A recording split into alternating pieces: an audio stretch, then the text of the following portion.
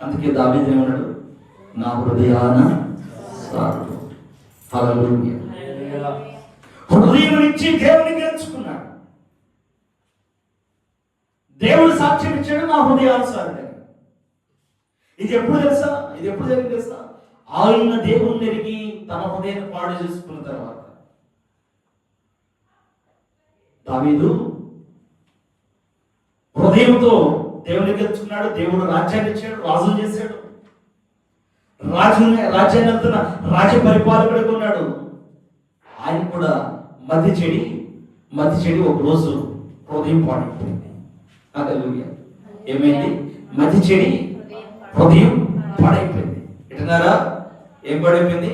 మతి చెడి హృదయం పాడైపోయింది. దేహం చెడిపోయింది. మతి చెడిపోయింది, హృదయం పాడైపోయింది, దేహం కూడా పాడైపోయింది. అయితే మాత్రమే దేవుడు ప్రేమించాడు. ఆయన ఎలా ప్రేమించాడంటే, ఆయనకు ఎవరు చెప్తే వింటారో, ఎలా చెప్తే వింటారో, దేవునికి మనుషుడు ఎలా మార్చాలో దేవునికి తెలుసు. నిన్ను ఎలా మార్చాలో తెలుసు. నీ జీవితం ఎలా నూతన కట్టాలని తెలుసు.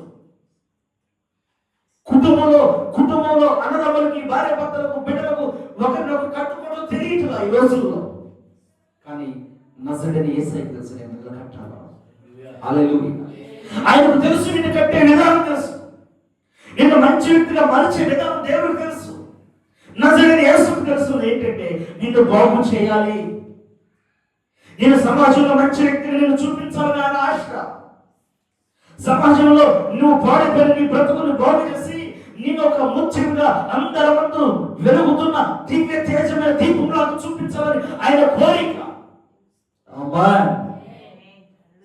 ఆ కోరిక దావీదు మీద దేవుడు దృష్టి చేయడం. నా బిడ్డ,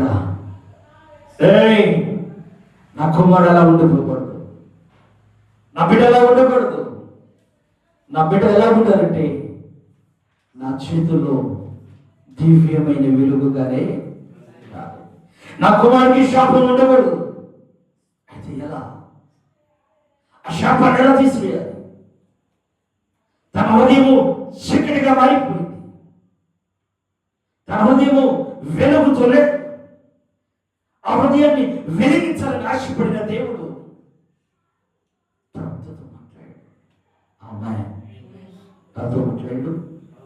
ప్రాంతంతో మాట్లాడాడు.